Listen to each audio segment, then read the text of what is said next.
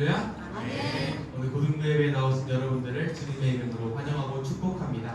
이 시간 다 함께 자리에서 일어나셔서 사도신경으로 우리의 신앙을 고백하겠습니다.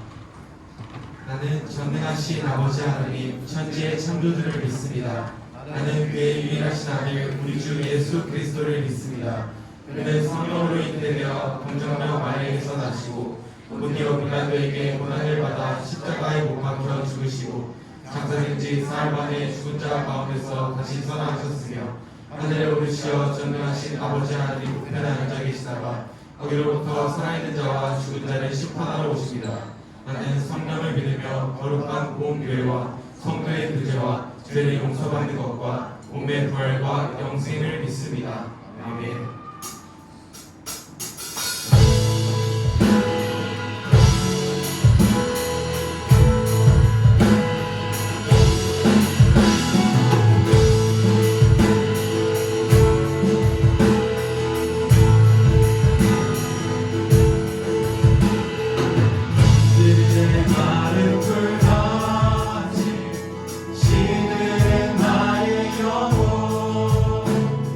주님의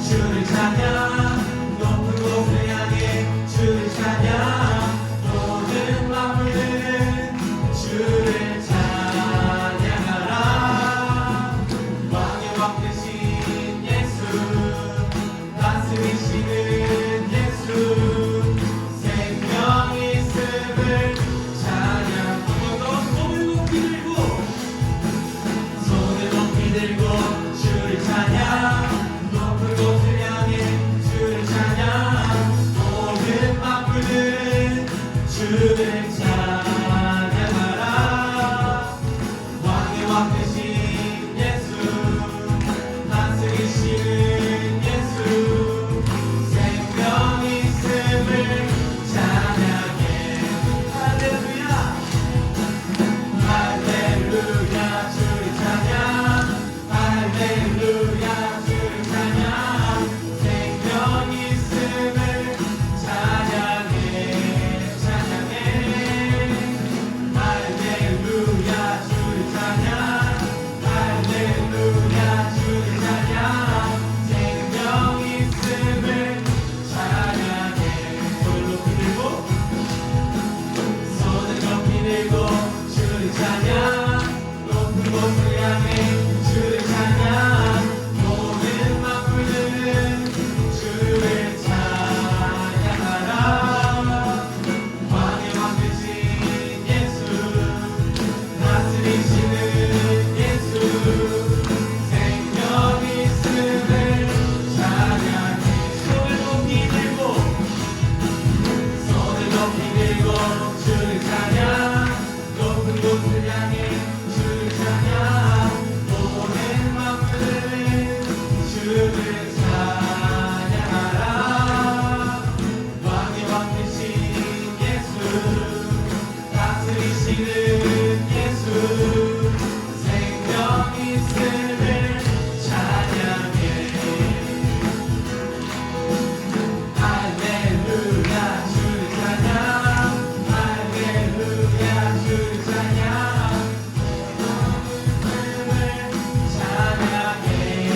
찬양해 할렐루야 주를 찬양 할렐루야 주를 찬양 생명 있음을 찬양해 할렐루야 주를 찬양 할렐루야 주를 찬양 할렐루야 주를 찬양 생명 있음을 찬양해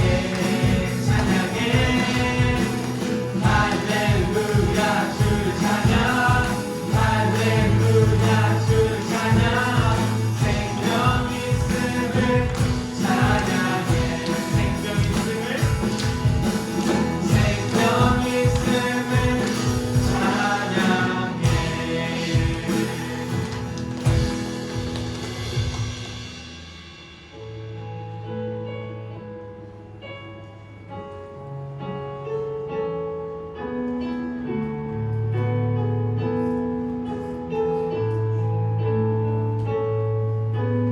내 모든 것 나의 생명까지 다 주님 앞에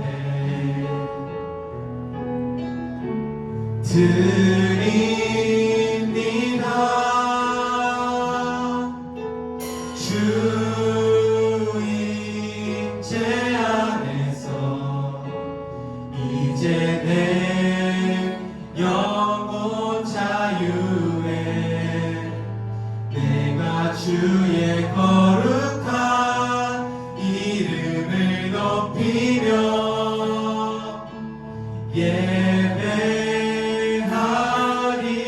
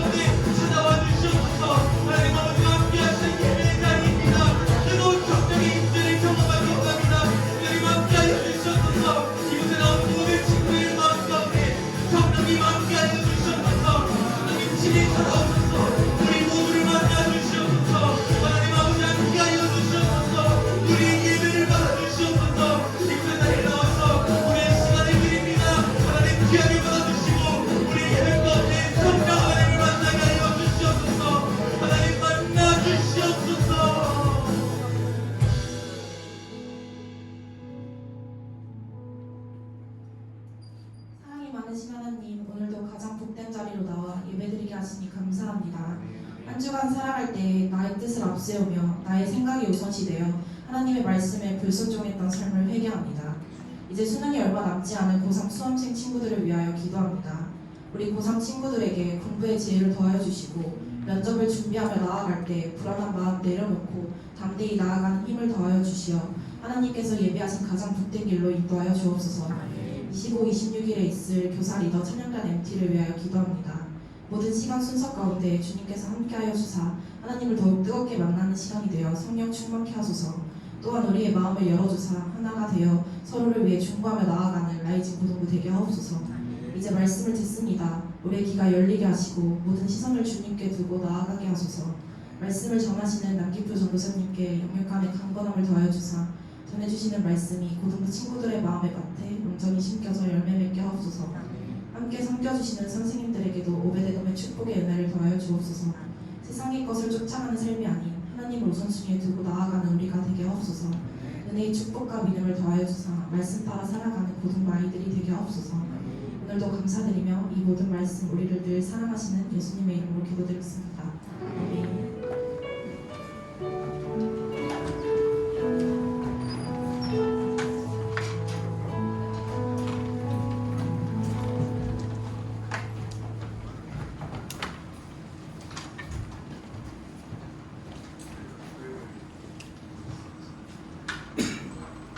아주 잘 지내셨죠? 한 주간? 1학년들은 시험이 꼭 마음 편할 것 같아요. 자, 우리 미인돼서 옆에 친구들한테 인사 한번 해보겠습니다. 우리 준비한 거를 하려고 했어요. 옆에 친구들한테 인사해 줄게요. 하나님은 나를 나를 사랑하십니다. 그리고 다시 한번 하나님은 모두 사랑해. 사랑 얘기하니까 좋죠. 그렇게 하나님의 사랑을 누리며 살아가는 김재인을 기억하는 고등부 친구들이 되기를 바랍니다.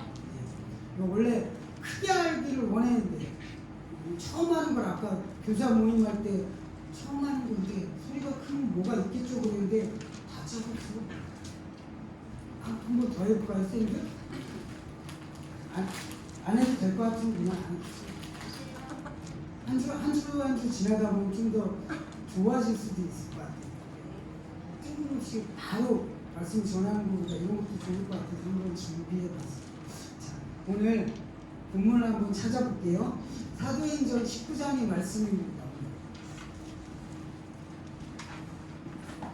사도행전 19장 1절에서 7절까지의 말씀입니다. 설교 제목은 너는 어떤 제자야라는 제목으로 말씀을 나눕니다. 다들 벌써 다 찾아가지고 얼굴 보고 있는 거죠? 전도사님 중요한 뭐라고 그러는 거야 나한테? 몇 장인지 다시 알려주시면 될까요? 몇 장인지 다시 알려주시면. 사도행전 19장 사도행전 19장 1절에서 7절까지입니다. 자, 한 절 한 절을 오늘은 남자친구 먼저 그리고 여자친구 먼저 이렇게 하고 마지막 절은 같이 읽겠습니다. 남자친구부터 읽겠습니다. 시작. 아볼로가 교회에 있을 때 바울이 윗지방으로 다녀 에베소에 와서 어떤 제자들을 만나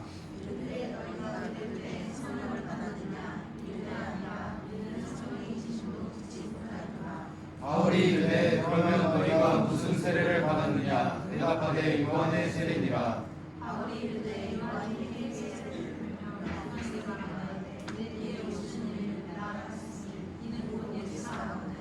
그들이 듣고 주 예수의 이름으로 세례를 받으니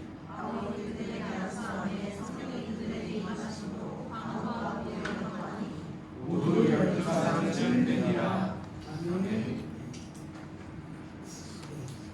오늘 본문에 나오는 2절의 말씀을 보면 가장 중요한 말씀인 것 같아요. 너희가 믿을 때 성령을 받았느냐고 이렇게 바울이 묻습니다. 이상한 그런데 이 가장 중요한 얘기인데 이 본문의 흐름을 보면 사실 조금 생뚱맞은 조금 갑자기라는 의미 그런 분위기 같아요. 예를 들어보면은 나는 하나님을 믿어 그리고 교회에 열심히 다닌다고 학교에서 직장에서 주위 사람들한테 우리 얘기하잖아요. 교회 열심히 다니니까. 그런데 갑자기 어느 날 학교에 있는 친구나 아니면 직장에 있는 분들이 어떤 분이 나를 보면서 야, 너 교회에 열심히 다닌다고 했지? 그런데 정말 교회에 열심히 다니는 거 맞아? 라고 하는 물어보는 그런 의미 같은 거예요. 갑자기 상당히 어떻게 보면 예의 없는 질문입니다. 그리고 그 질문을 받는 사람 입장에서는 굉장히 불쾌할 수도 있는 그런 질문이에요. 그래서 아마 전도사님이 이런 질문을 받았으면 이렇게 생각했을 거예요. 그치? 이게 지금 날 뭘로 보고 이딴 식으로 묻는 거지? 라고 조금 이렇게 기분 나빠하는 상황입니다. 그런데 바울이 이런 질문을 한 이유는 자신을 제자라고 여기고 말하던 자들의 모습, 오늘 이야기 단어로는 어떤 제자들의 모습 속에서 무엇인가 부족한 것이 있었기 때문입니다. 바울의 눈에 이 어떤 제자들의 모습 속에서는 예수님의 제자들이라면 반드시 나타나는 성령님이 그들과 함께 하심을 느낄 수 없었기 때문입니다. 바울은 그리고 우리도 다 알고 있을 거예요. 그리스도인이 되면 우리들의 삶의 모습에서 당연히 나타나야 하는 성령님과 함께하는 모습이 없자 자연스럽게 오늘 어떤 제자들에게 질문을 던진 것입니다. 그런데 그들이 이렇게 대답을 합니다. 아니, 우리는 성령이 계심도 듣지 못하였다고 말하고 있습니다. 이 대답을 한 제자들에 대해서 성경학자들은 아마 그럼 이 사람들은 이 교회 사람들일 거라고 예상을 합니다. 우리 18장의 말씀을 한번 같이 읽어보겠습니다. 시작! 누가 일찍이 주의 도를 배워 열심으로 예수에 관한 것을 자세히 말하며 가르치자 요한의 세례만 알다는다. 처음에 나오는 그라는 사람은 아볼로라는 사람을 말하고 있습니다. 쉽게 얘기해서 오늘날의 목사님이에요. 교회의 목사님입니다.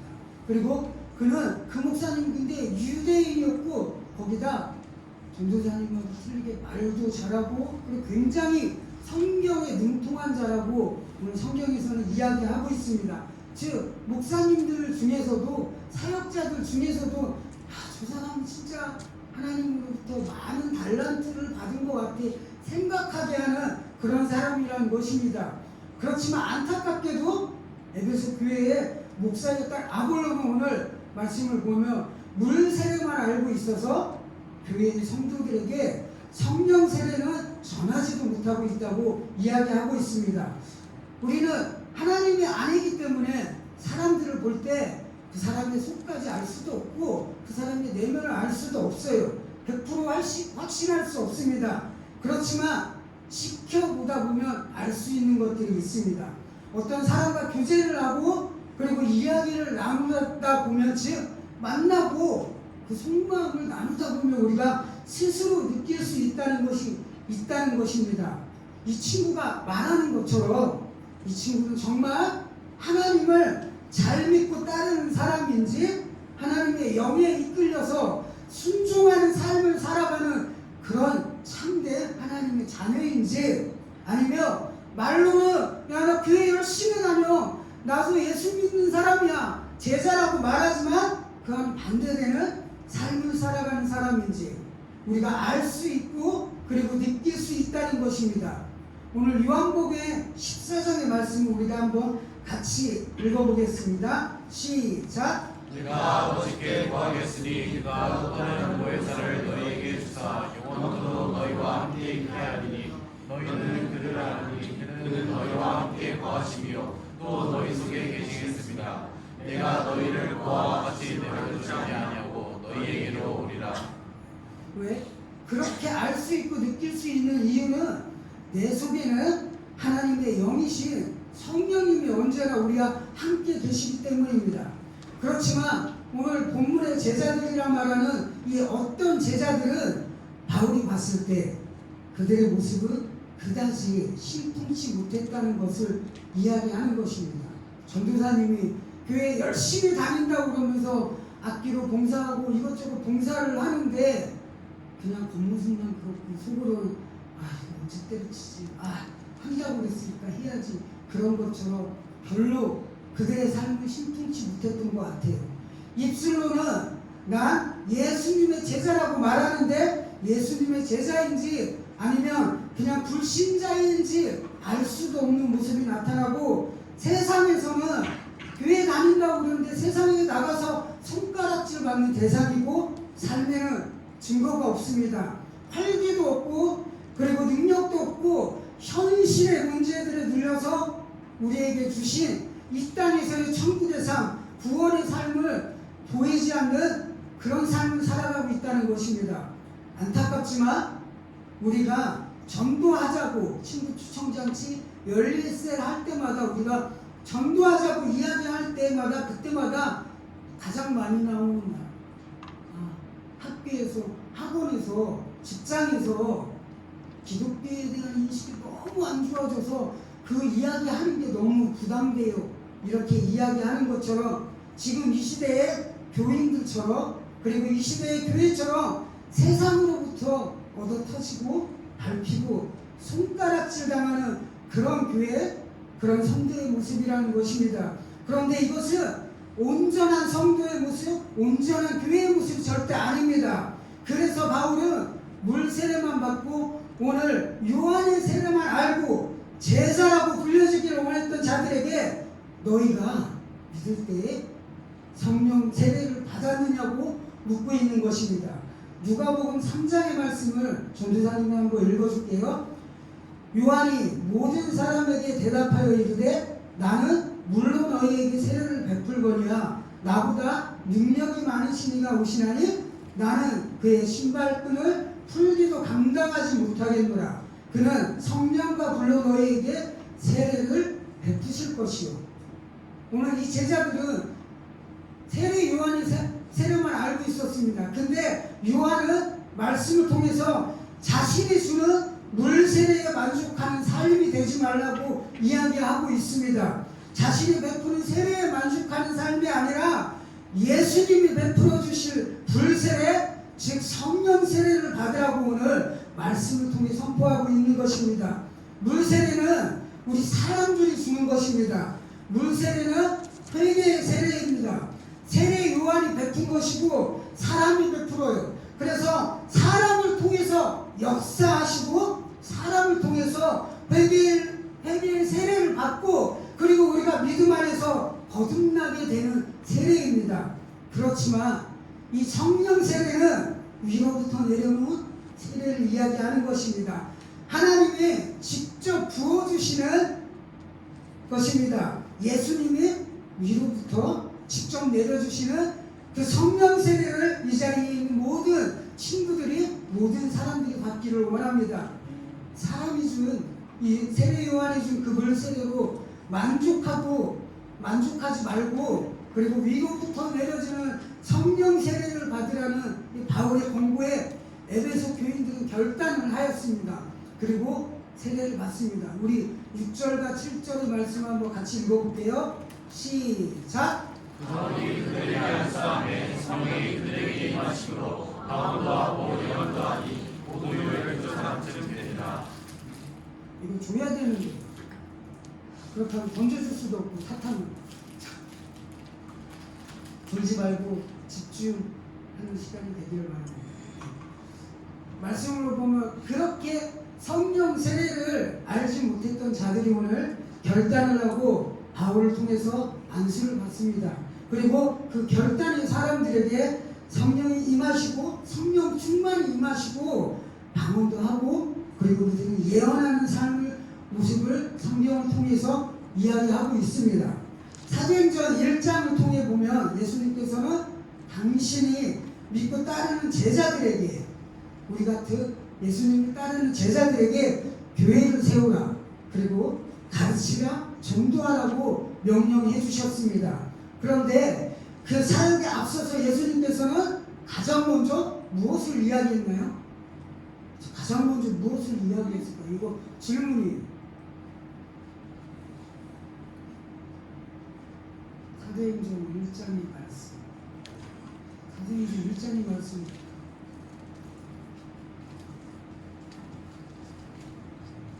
질문이 어려워요? 네. 교회를 세우라 그리고 가르치라 전도하라 지상 명령이라고 그래. 이걸 가서 행하라고 이야기합니다. 지상 명령을 하시기 전에 가장 먼저 그것보다 먼저 설교 때 진짜 자주 이야기했는데 수현이? 성령? 그래 맞는 거야. 아니 맨날 이야기했는데 자 성령 정확히는 이렇게 얘기하셨죠. 오직 성령이 너희에게 임하시면 너희가 그 권능을 받고 성령 세례, 성령 충만함을 이야기하는 것입니다. 오늘 지금 성령 충만에 대해서 이야기하고 있잖아. 그러면 안 돼?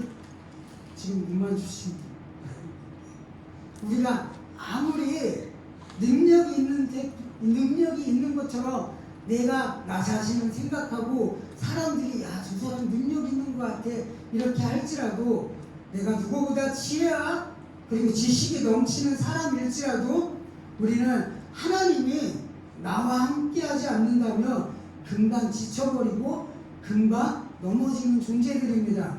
하나님의 힘으로 사람의 힘으로는 10분 후에 1시간이 뒤에 일도 우리는 전혀 알지 못합니다. 그렇기 때문에 하나님이 이끌어 주시고 인도하지 않는 삶은 우리가 눈을 감고 한 발 한 발 불확실하게 나아가는 삶의 모습과 같은 것입니다. 때문에 하나님 없이 오늘 성령 충만, 성령 세례 없이 살아간다는 것은 우리의 걸음걸음마다 세상에 치이고 그리고 환경에 치이고 넘어지게 되어 있다는 것입니다.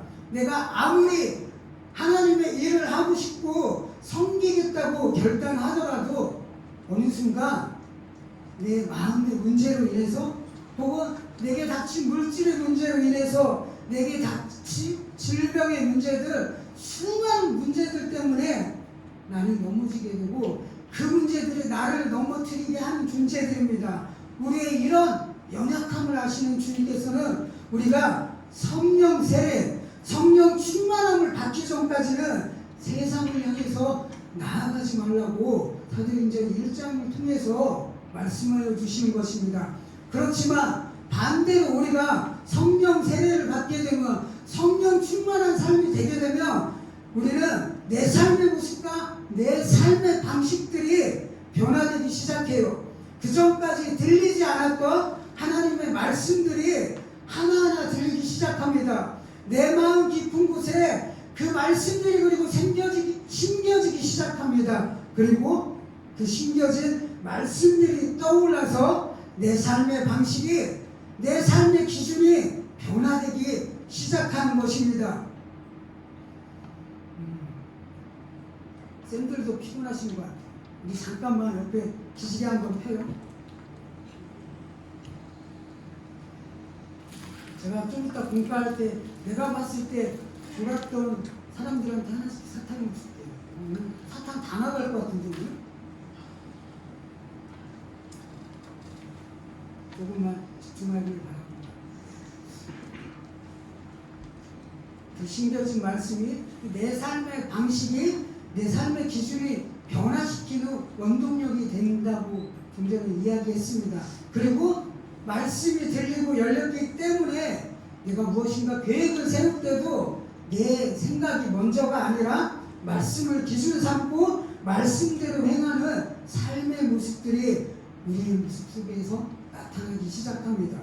그리고 그런데 그런 하나님을 향한 우리의 모습을 통해서 하나님이 내 삶 가운데 반드시 역사하기 시작하십니다. 세상 가운데 믿는 자나 혹은 믿지 않는 자들에게 그래서 내 삶의 모습이 증거가 되고 간증이 돼요. 그리고 도전도 불러일으키는 그런 모습이 되게 됩니다. 성령님을 경험하기 전까지 움츠러들고 그리고 힘이 없고 나약해 보이던 성도의 모습, 교회의 모습이 변화되기 시작한다는 것입니다. 성령 충만함을 입을 때 성령님이 나와 함께 하시니까 삶의 담대함이 넘쳐나고 그리고 그분이 이끄는 삶에 순종하며 살아가게 되니까 그분이 주시는 은혜를 누리는 삶이 되기 시작합니다. 그리고 그 은혜의 삶을 누리게 되니까 내 삶의 모든 순간들이 기쁨이 넘치고 감사가 넘치고 그리고 은혜가 넘치고 우리가 기뻐하고 감사하고 은혜가 넘치고 어떻게 돼요? 고마운 사람들이 있을 때 그 사람들을 주위에 있는 사람들한테 칭찬하고 전하기 시작합니다. 나를 바라보던 자들, 나를 아는 자들에게 내가 먼저 하나님의 복음을 전하고 그리고 그 모습을 통해서 주위의 사람들이 이렇게 반응하기 시작합니다. 야, 다른 사람들이 모르겠는데 쟤도 교회 다니고 쟤도 교회 다닌다고 그랬는데 열심히 있는 예준이를 보니까 예준이가 믿는 하나님은 뭔가 다른 것 같지 않아요? 야, 예준이가 믿는 저 하나님은 뭔가 내가 믿어봐도 될 것 같아. 이런 생각을 하게 합니다. 내 삶을 통해서 하나님이 계심이 증거가 되니까 불신자들이, 믿지 않는 자들이, 주위에 있는 사람들이 하나님에 대해 생각하고 그리고 내가 전하는 복음을 듣는 자들이 저 사람이 믿는 하나님, 저 사람이 전하는 하나님이라면 나도 한번 믿어보겠다. 나도 그 하나님을 만나서 저 사람처럼 삶이 변화되어 보겠다는 결단을 하게 되는 것입니다. 그런 모습들이 내 삶에 그리고 내 주위에 나타나기 시작합니다. 오늘 성령 충만함을 받은 에베소에도 이런 모습이 나타나고 있습니다. 오늘 본문은 아니지만 10절의 말씀을 한번 같이 읽어보겠습니다. 시작. 그의 또한 이같이 하니 아시아에 사는 자는 유대인이나 헬라인이나 다 주의 말씀을 듣더라. 오늘 말씀은 바울이 어떤 제자들을 만나서 그들에게 성령을 받았느냐는 질문으로 오늘 시작을 합니다. 제자로서의 정체성에 대해서 질문을 던지는 것이에요. 그 당시에 유명한 베드로를 따르던 제자들도 있었고 세례 요한을 따르는 제자들도 있었습니다. 그리고 바울을 따르는 제자들도 있었습니다. 자, 그렇지만 성경이 말하는 참된 제자는 예수님을 따르는 제자들을 말하는 것입니다. 때문에 바울이 정말 말하고 싶었던 제자의 모습은, 우리가 되어야 하는 제자의 모습은 예수님의 제자를 말하는 것입니다. 즉 그분이 부어주시는 성령 세례 받은 제자, 성령 충만함을 누리는 그 제자가 되어야 된다고 이야기하는 것입니다. 마음의 결단이 있기를 바랍니다. 에베소 성도들처럼 세례 요한의 세례만 알았을지라도 결단하고 성령 세례, 성령 충만함을 받겠다는 결단이 있기를 바랍니다. 그래서 나는 성령 세례 받은 제자이다, 나는 성령 충만을 누리며 살아가는 제자이다, 세상 가운데 담대히 선포할 수 있는 그런 믿음의 친구들이 되기를 바랍니다. 결단에 참여하시겠습니다.